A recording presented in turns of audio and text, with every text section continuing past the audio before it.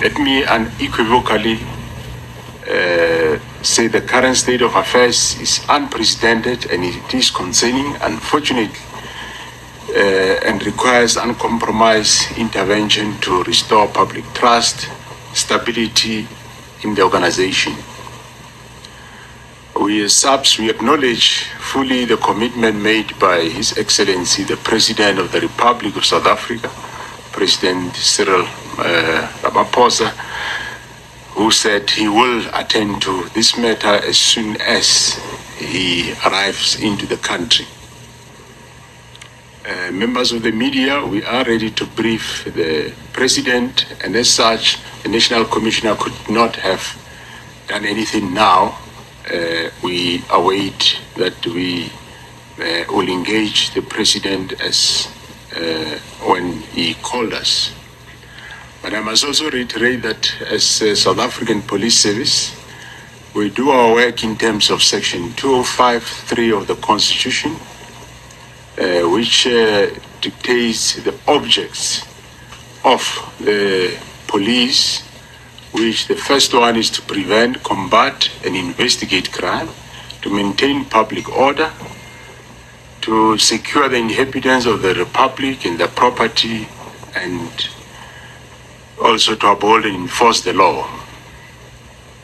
Section 207(2) further says that the National Commissioner shall manage and control the police service in accordance with the national policing policy and the direction of the cabinet member responsible for policing, referring, in this case, my reference refers to the Minister of Police.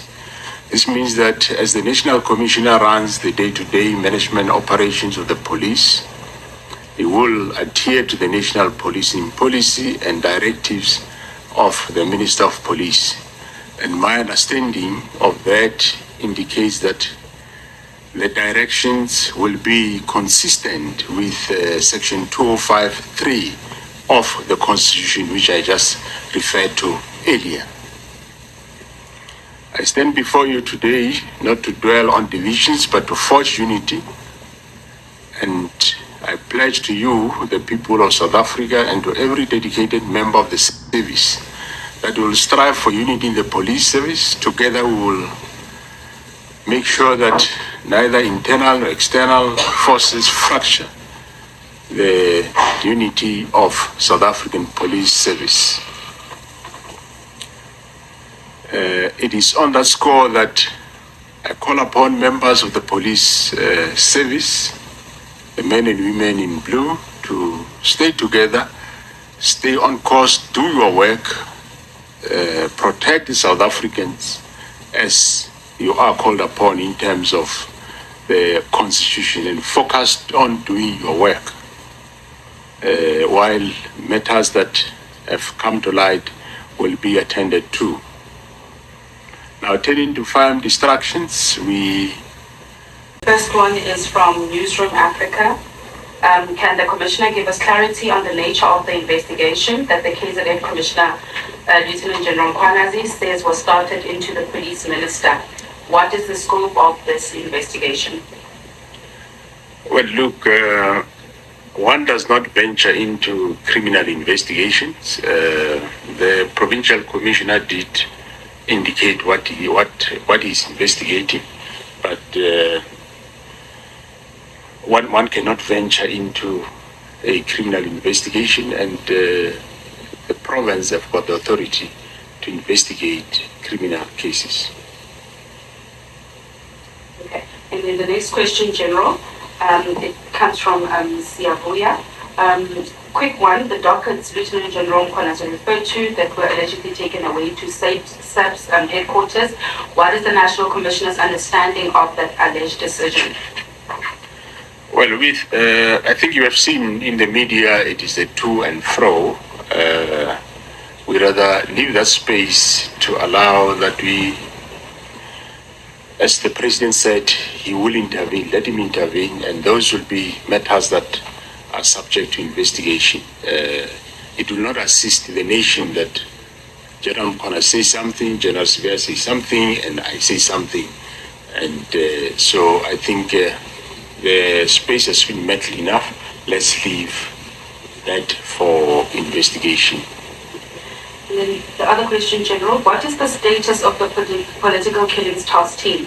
Did the National Commissioner authorize the closure of the unit?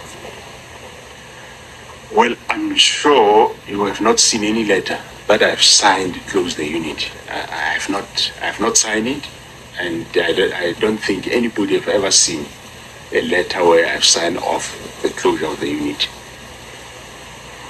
Another question from News 24. Can the Commissioner please advise if he was aware of the allegations Lieutenant General Mkhwanazi came forward with on Sunday prior to the press briefing? Look, provincial commissioners have got the prerogative to brief media. Yes, he did indicate that he's going to brief media on the work of political task team, which for quite a long time we haven't done a briefing.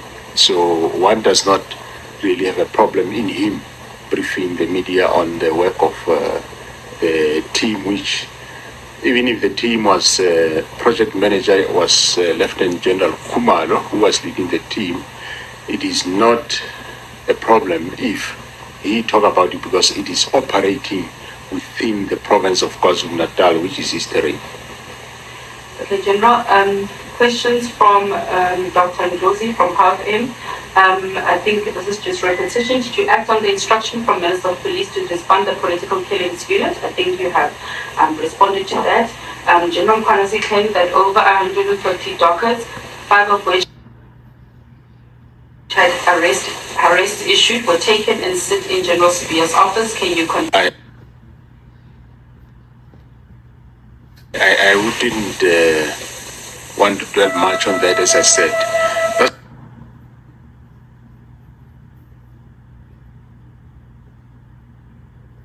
That's what he's saying, and let that. And in general, another one from Net 24, has the safety of Lieutenant General Mkhwanazi been?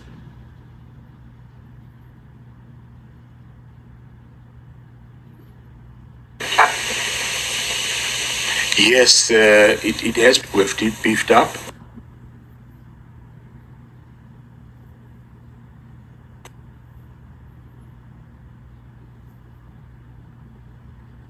Lieutenant General Khumalo, there's been that.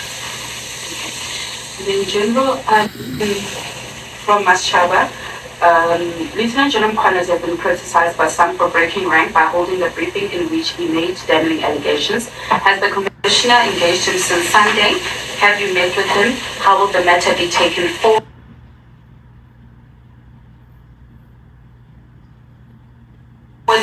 Any action against or in support of the... So the National Commissioner cannot now start taking action which will either be correct or wrong, be so, against whoever.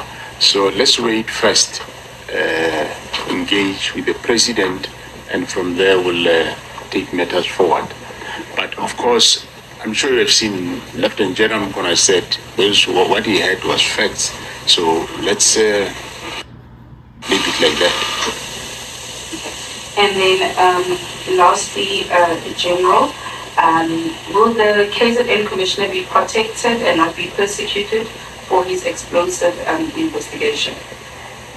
Well, in terms of physical protection, you know that, as I said, he's been getting threats to his life in that province. We have beefed up his security, but he won't be persecuted. From my side, surely there will be no persecution of any member of South African Police Service, not only him, but anyone. And then what was the justification for the closure of the political killings task team? Look, as I said, I don't want to dwell more in that regard. I don't know. I don't know the reasons, but I'm sure you heard Mkhwanazi said, after Ket Matlala was arrested, it became clear as to what the reasons were. So I don't want to get deeper into that. And General, on today's firearms destruction from Colin Gandhi, the firearms allegedly used to commit political killings and other high-profile crimes, will they be part of the destruction? No. They won't be. Remember, there are still cases pending. So those firearms are still going to be preserved as evidence. So the society shouldn't think that I'm here to destroy those firearms. The cases are still pending, and those firearms are been linked to more than cases in any way. Of quite a number of even artists killed in this country. So they are not about to be destroyed. They will be kept until those cases are finalized. General, and then lastly, to your knowledge, are there any members of the executive, including the police minister, who are being investigated for political interference in the work of the task team? I'm not interested in answering that one. I think that's all from the journalist general, and I think that calls the end to our media briefing. Thank you.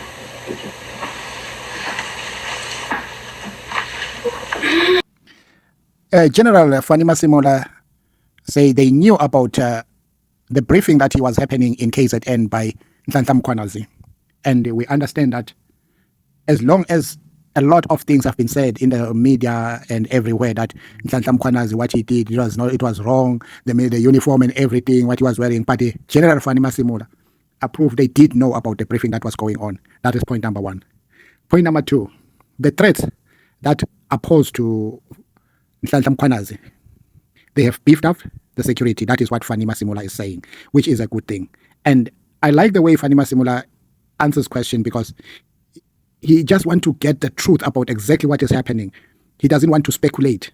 The way he has answered the question, it gives a little bit of fresh air to understand that whatever has been said in the social media, that what NHLANHLA MKHWANAZI did in KZN briefing and coming with those guys with so much guns there, and it just blew my mind, because what now Fani Masimula has said, General Fani Masimula said, it's something different, and it put everything to rest.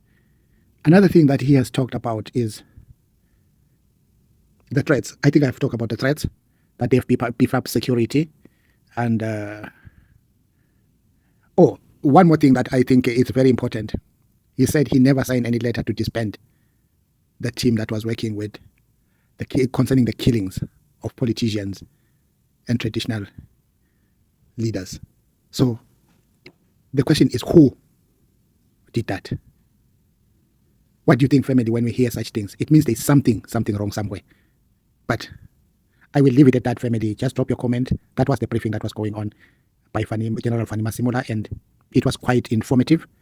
And let's keep watching what next is going to come up. As long as we know Sullivan is busy posing threats to MKHWANAZI, and he wishes him to be fired more from the security cluster. I hope his wishes, no matter how much powers he has, but I don't think he will succeed. That is all I can say, family. Let's keep our head high that everything will be diffused and will come to a common ground as South Africans and understand each other, as much as the security is there to help. Bravo, bravo, bravo.